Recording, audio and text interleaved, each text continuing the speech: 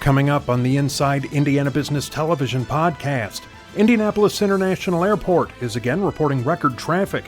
We talk to Powderkeg's top-rated emerging culture winner. Bosma Enterprises' new CEO outlines its plans. Trendiana celebrates fall in Indiana.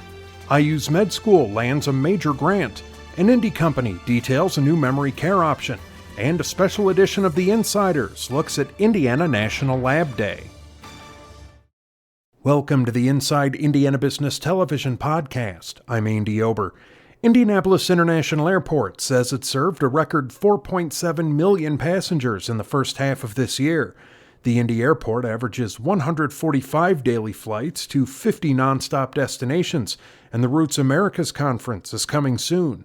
Executive Director Mario Rodriguez joined Inside Indiana Business host Gary Dick to talk about the airport's momentum. Lots to talk about. Let's get right to it. Absolutely. First of all, the awards. You know, the airport's 10 years old. It's not that new an airport anymore, but the awards keep on coming. Oh, and they'll keep on coming. Think about it. It's not about the building. The building's important, but it's really about the ecosystem. That's why we won J.D. Powers, which is an incredibly prestigious award.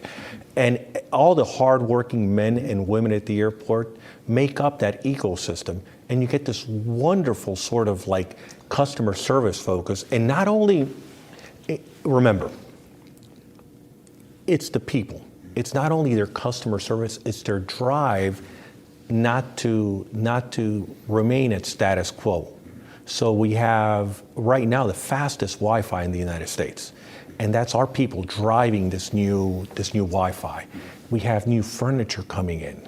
We have new amenities. It really is a focus on giving to the community the highest level of customer service. Well, let's talk about economic impact. I mentioned 4.7 million passengers for the first 6 months, on pace for a record year. A lot of attention on nonstops. The business community, tech community in particular, say we want more nonstops. There are now more than 50 to some key markets. Can we expect more?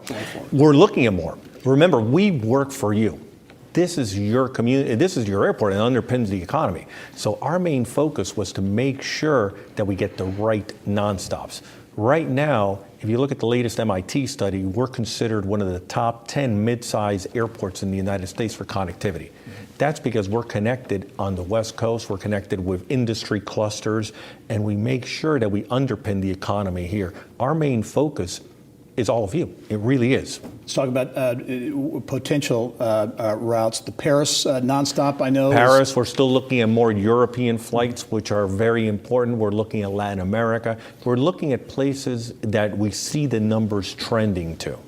All right, so the airport, the new airport, getting the accolades, but the airport property extends a great way out there. There's additional impact when you look at FedEx, the massive FedEx hub, second largest cargo hub in the world. That continues to grow. Oh, incredible. Think about it. Memphis is the busiest cargo airport in the United States, one of the busiest in the world. We're FedEx's second largest hub. Memphis can't grow. We're growing. We continue to grow. And as long as e-commerce continues to grow, which is a pretty good bet, we're going to continue to grow.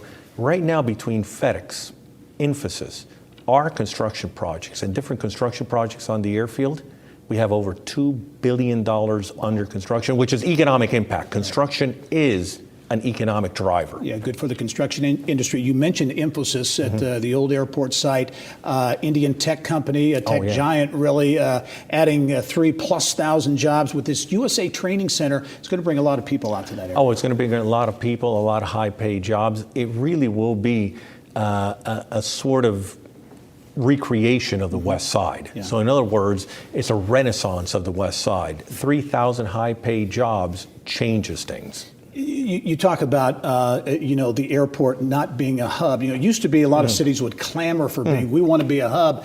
The fact that Indianapolis is not a hub, you view as really a positive. Oh, it's benefit. We have more nonstops right now than when Indianapolis was a hub. So we have 50 nonstops, ATA was a hub, and we have 50 meaningful nonstops. What happens with hubs is that airlines aren't building any hubs. They're reducing in size. And you want a hub until you lose it. Right. And then you become Cincinnati and different areas that have been struggling for air service. right now, if the business community, if we lose one airline, which we don't want to lose one airline, but if we do lose one airline, the others will fill in. So the business community will be well served. Mario Rodriguez is the executive director of the Indianapolis Airport Authority, the front door really to Indianapolis and Indiana. Congratulations on the growth. We'll talk to you soon. Thank you. All right. Still to come, Bosma's new CEO makes history, and we spotlight fun fall offerings from throughout the state. But first, Authentics has earned Powderkeg's top-rated Emerging Culture Award. The company listens to and analyzes customer interactions to give companies insights about customer experiences. Founder and CEO Amy Brown came in studio with more. We want to talk about culture and that award in a moment. But first of all, Authentics, just a year old, but already you're gaining some traction. Give us really the business model. Yes. So we are a B2B SaaS platform. We work with companies, particularly in the health business space. And what we do is work with them to leverage insights that come out of their day-to-day interactions with their customers or patients. So think about call center, emails, chat communications. What a lot of businesses don't realize is those interactions are chock full of insights that can help them grow their business. And so we help them make sense of those, shed a light on them, and help them make business decisions. So basically using technology to help companies understand there's reams and reams of customer interaction and data, which, it's all great, but unless you know how to use it, it's a challenge. Exactly. Unstructured data, like customer to business conversations, that's what we call unstructured data, and it can be very messy, but yet it is also very important, rich set of insights. And so we help them organize it, surface the best insights, and our platform shows them the way of where they should be paying attention. And your customer base, again, mid-sized to even some very large companies, right? We do. We have a top 10 pharmaceutical client, and we are working specifically in the health insurance and pharmaceutical space, as well as healthcare systems. You, as mentioned, won the Emerging Culture Award at Powderkeg, the tech networking platform, their recent awards. Big award for you, a small company right now. You're looking to scale things, 8 employees. Why, in your view, is culture so important? And I mentioned your 3 core values, authenticity, courage, and inclusiveness. Yeah, what I've come to learn is that setting your values first is the best way to start a business because it guides your company in how it hires employees, and how it approaches potential clients, even the fundraising process. Your values really set the path for your direction strategically and otherwise. And so we made a very intentional promise to ourselves that we were going to establish our values first, and everything else would flow from that. Yeah, a lot of companies, organizations talk about culture, but it's being intentional, as you say. It takes some work. It does. It takes intentionality, right? Yeah. It was not by accident that we chose the values that we did. And we hold each other accountable to them every day. It's a part of our vernacular. Authentics, again, just a year old. You're looking to scale the company. As you look at growing the company here in Indiana, in particular Indianapolis, give us your perspective on the landscape here and the ability to grow a tech company here in Indianapolis. That has been one of the most delightful and astounding experiences as a founder, is just how supported I feel by the tech community, the associations and organizations that help founders make smart business decisions, the support even from the investment community. It's been just a wonderful experience. I can't say enough about how proud I am to call Indiana home. Very good. Well, Authentics is a company that is growing. We're going to be following your story. Winner of the Emerging Culture Award at Powderkeg's recent event. And Amy Brown, thanks as always. We'll talk to you soon. Thanks. All right. Later in the podcast, 5 fresh ways to celebrate fall, and the IU Med School looks to boost options for those with Alzheimer's. But now, the new CEO of Bosma Enterprises in Indianapolis hopes his appointment will be an example for businesses considering hiring people who are blind or visually impaired, like those the organization serves. Jeffrey Mittman is Bosma's first blind CEO, succeeding the retiring Lou Moneymaker. Mittman joined us to discuss his plans and more. First of all, before we get into some of the amazing things Bosma is doing, get a little bit on your story, because it really is incredible. 22-year Army veteran, but your life really changed in July of 2005 with a major incident. Well, in 2005, I was on the fourth combat tour of my career, and was injured, and woke up a month later at Walter Reed in Washington, D.C., and went through about 5.5 years of recovery and 40 operations before I eventually retired, moved back to Indiana and started off my career. And 7 years later, 8 years later, here I am at Bosma as CEO. So it's been a wonderful journey. Yeah, well, and you're an Indianapolis native, Warren Central graduate. So 7, 8 years later, you're now the head of Bosma Enterprises, which is a major operation, more than a century of service. And one of the longest running programs at Bosma surrounds employment. So that is a big focus. Absolutely. It's a big focus. It's been our main focus since 1915 is employing people who are blind or visually impaired. As you said, there's a 70% unemployment rate, and we're here to bring that down through what we do every day with our federal, state contracts and our local businesses, our partners that we work with right here in Indianapolis. 200 employees at Bosma here locally, more than half of those blind or visually impaired. But part of your focus on workforce centers around partnerships. You've got partnerships with big name companies like Salesforce and PPG. Talk about the importance of those business relationships and how that can help get more folks employed. Well, our business partners come in. For example, Salesforce, we do a training program with Salesforce where we take blind or visually impaired individuals and train them to be Salesforce administrators and then assist them in finding employment in the community.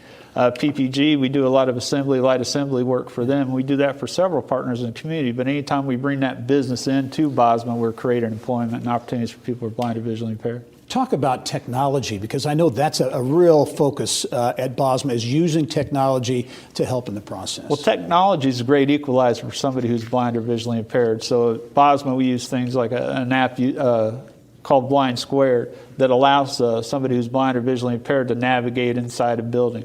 We use adaptive software on our computers, and sometimes the adaptation is very simple for a machine, and it comes right within the operating system, but it allows somebody who's blind or visually impaired to operate just like anybody else. You're just a month into your role as CEO, but as you look going forward, it's a key focus area, what you really want to implement and execute going forward. Going forward, Bosma Enterprises will diversify. We want to diversify our customer base and spread our reach throughout the community and bring partners in to do business with us in warehousing, distribution, contract packaging, and the like.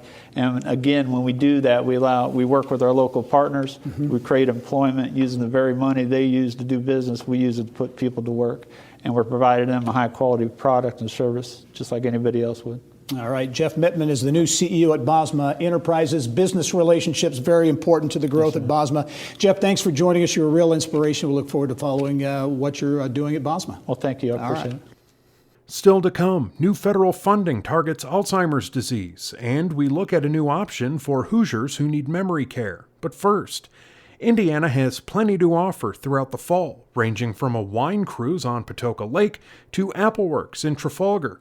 Yelp Midwest Regional Director Brittany Smith has more in our Trendiana segment.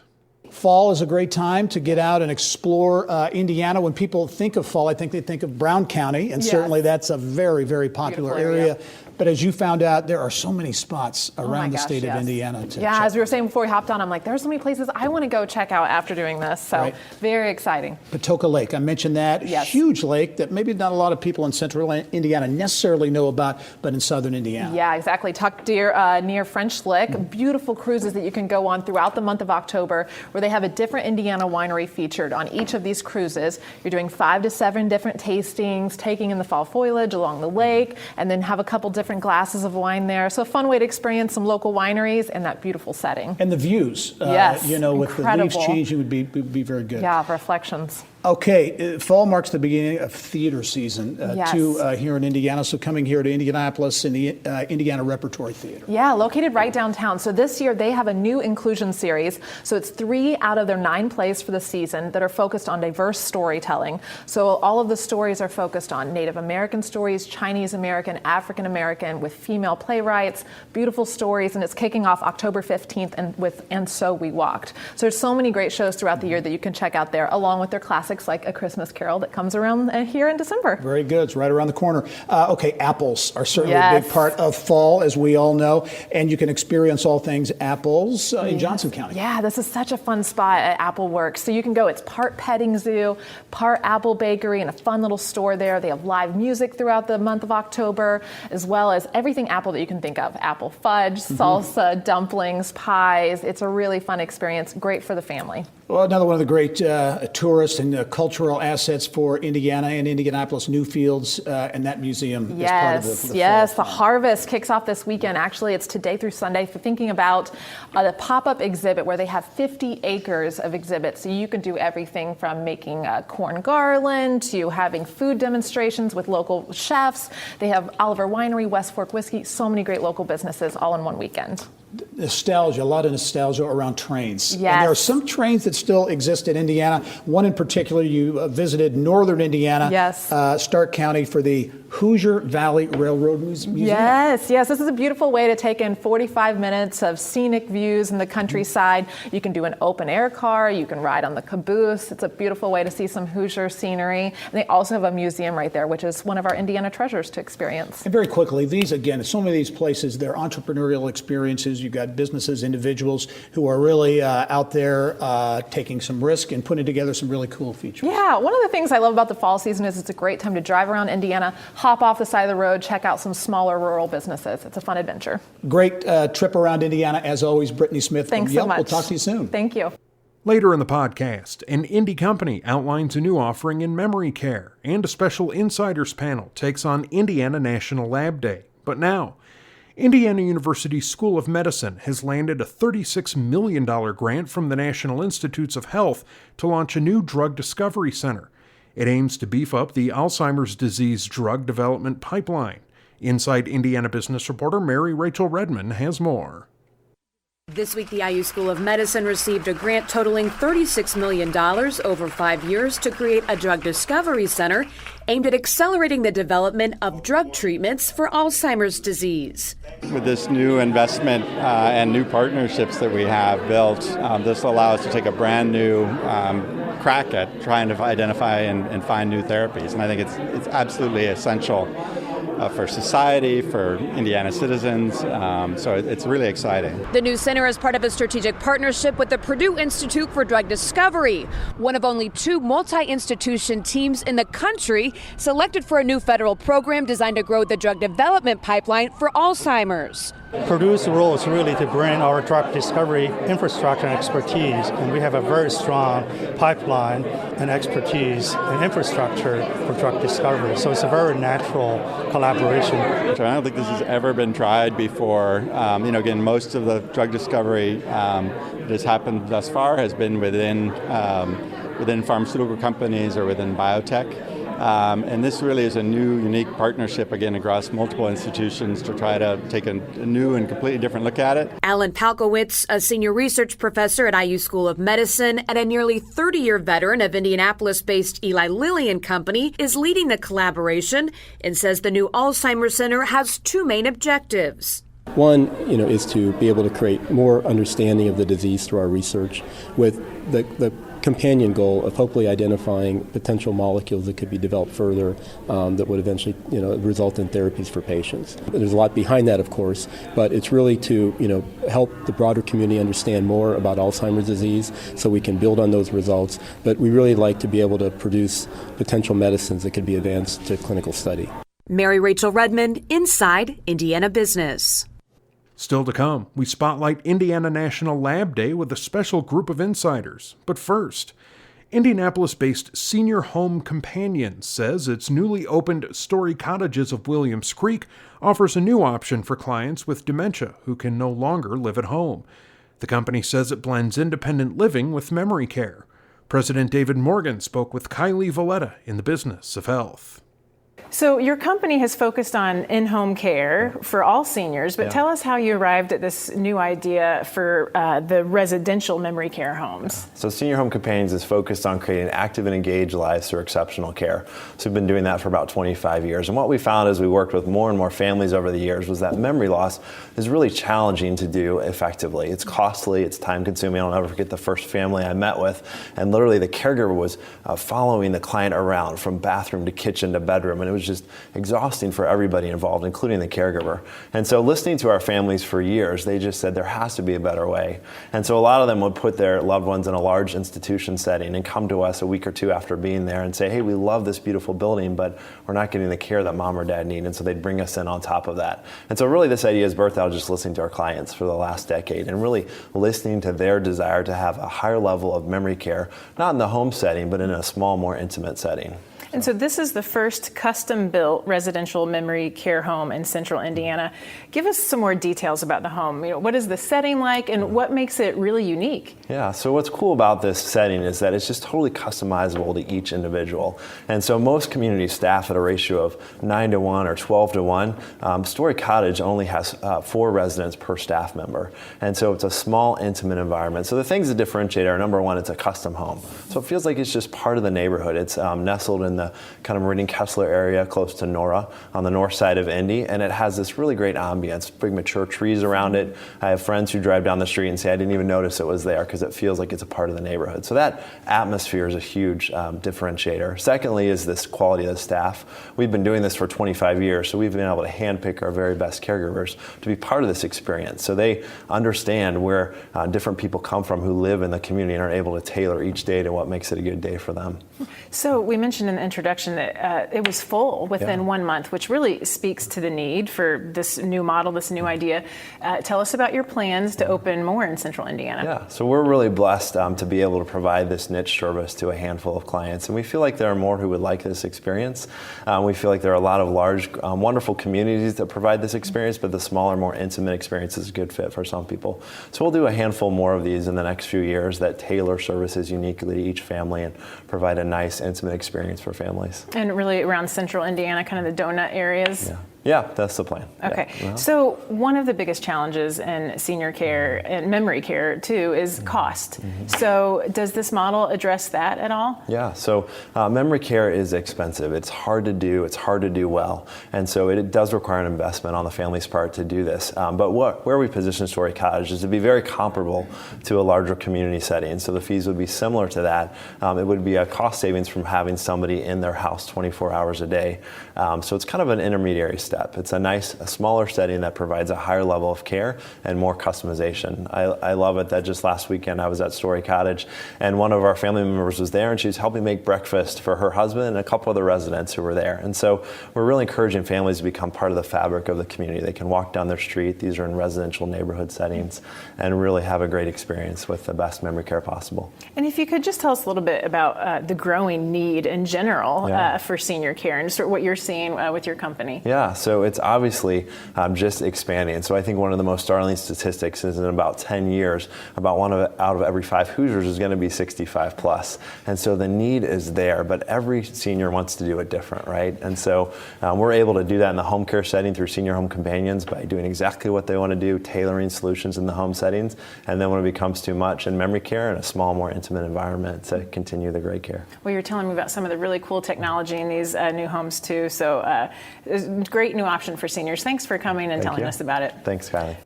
And finally this week, Monday was Indiana National Lab Day. It's an effort to bring together researchers, industry, government, and other key stakeholders from around the U.S. to build on Indiana's research strengths.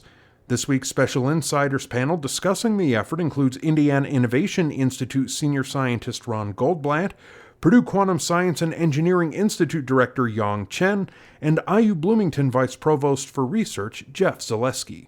Indiana Lab Day sounds like a kind of a generic kind of thing, but in terms of the topics that will be discussed, the people who will be there, the universities, the organizations involved, this is really a big day in Indiana. Talk about what it's all about. It's an enormous opportunity for Indiana. I don't think that most people outside the state recognize the breadth and depth of the academic excellence and the power that you get when you combine the three major universities, Notre Dame, Purdue, and IU. They all have very specialized skills, and combined can deliver a tremendous amount of power and academic excellence. So other states have national lab days. This will be the first time in Indiana for us to have an opportunity to demonstrate what we have here. And this is about ultimately how the state, how collaborations can attract research dollars and other types of investment that can be really very substantial. Yes. Yeah, awesome. Okay, let's talk about some of these key areas now. Artificial intelligence, we all hear about that. It's changing the way we do things in our daily lives. At IU, Indiana University, going to be really talking about that on a panel. What are you going to be talking about when it comes to AI? Indiana University is top shelf in terms of being able to have computing power like no one else. And so from that point of view, artificial intelligence is taking over our everyday lives. It's basically a method by which computers learn and function and think for themselves. So I use computing power coupled with our faculty that are experts in artificial intelligence is going to allow us to lead this effort, not only for the state, but incorporate national labs such that we have a power that no one else can can match. Yeah, and a lot of people just, as you say, have no idea that exists here in Indiana. Another focus area for Indiana, quantum information science, and that's an area that Purdue's very, very much engaged in. Absolutely. So we launched Purdue Quantum Science Engineering Institute this January, but building upon a lot of the research strength in quantum science technology at Purdue already in the last several years. Quantum is really one of the most exciting technology right now. I mean, think about if 100 years ago, you could never imagine things like computers, internet, GPS, lasers. But today we take these for granted. But quantum will be the technology for tomorrow, for the next 100 years, that things we don't even have name for. I mean, we're talking about having such a powerful computational device, among others, design and make new drug, and tremendously speed up the business transactions, and just name a few. So it's going to have a big impact, and we look forward to working with IU, Notre Dame, and also Indiana industry and national labs to solve some of the really grand challenge problem and create a new opportunity for the future. And you mentioned, and that's a key to point out here, this is a partnership among IU, Purdue, and Notre Dame. We're going to have a Notre Dame representative on the panel, but hypersonics, that's another area. Notre Dame's really focused on that. Talk about what hypersonics is all about. Most people don't think about hypersonics too often because essentially it's moving at 5 or 6 times the speed of sound. So we're talking something on the order of 4,000 miles an hour. So in other words, trying to understand how objects move at that rate, being able to develop technologies to not only detect objects moving at that rate, but to generate, shall we say, propulsion mechanisms by which to move objects at that speed. So think of lighting a match in a hurricane. How do you do something like that? What kind of materials can you use to go at that speed? These are all new areas for science and new areas for technology. And as we said earlier, the Department of Defense is particularly interested in both offensive and defensive mechanisms using hypersonics. And what I think people may not realize, so many of these assets and so much of this academic and intellectual firepower in these areas exists here in Indiana. Yes. Right, already. Other states are doing this kind of thing. Do you think Indiana, from a competitive standpoint, has an advantage? I think we absolutely do, because all of the necessary components are within the state boundaries. Many other places have to reach out of their state and form collaboration is always difficult, but it's easier when the geography is close and the people work well together. And Indiana also has a very particular type of person here, and I think that all lends very much so to the needs of the nation and success in these areas. In terms of the potential, as we were talking off camera, you think it could be in the billions of dollars, especially when you layer in Department of Defense and the assets that exist here with Crane and other areas in the state. Talk about that. Well, I think, again, the opportunity is really unbounded. When you stop and think about these areas, the military applications and the military needs are significant. So, hypersonics has applications in basic science, but certainly in strategic applications on both an offensive and defensive perspective. There's a great deal of funding that's going to go into making sure we solve the problem. Yeah. This is part of a process. So what's it going to take to get from where we are today to begin to realize some of the payoff, I guess, if you will? What needs to happen? A continued interaction between the national labs and the academic institutions. Many of these national lab folks are not currently working with the academic institutions in the state. So the workshops that we're going to have on Monday and then later after that will allow us to continue that relationship and build on those strengths such that we interface better and build bigger, stronger projects looking forward. Yeah, from as you look at the perspective from Purdue. I'm sure you share a lot of the same outlook. A focus area at Purdue to really participate, collaborate with other universities in this area? Absolutely. In fact, in April, we held a joint workshop with Indiana University on quantum science technology. And you may know also both Purdue and Notre Dame have some really advanced testing, such as wind tunnel facilities for hypersonics. And back to the quantum area, now it's a very exciting year because we are eagerly, working very closely also with some of the partners, including national labs, under this framework of National Quantum Initiative. I think that will create a lot of exciting opportunities and growth in this area. Yang Chen, also Jeff Zaleski, Ron Goldblatt, thanks for being here. It's National Lab Day in Indiana. 10 of 17 Department of Energy national labs will be represented. Senior White House official will be here. It's going to be a big event. Thank you one and all for being here. Thank we'll you talk for to you having soon. us. That wraps up this week's Inside Indiana Business Television podcast. Remember, you can find all of this week's TV segments, as well as the top business news from throughout the state, at InsideIndianaBusiness.com. While you're there, you can also subscribe to our platform of free e-newsletters. This is Andy Ober for Inside Indiana Business.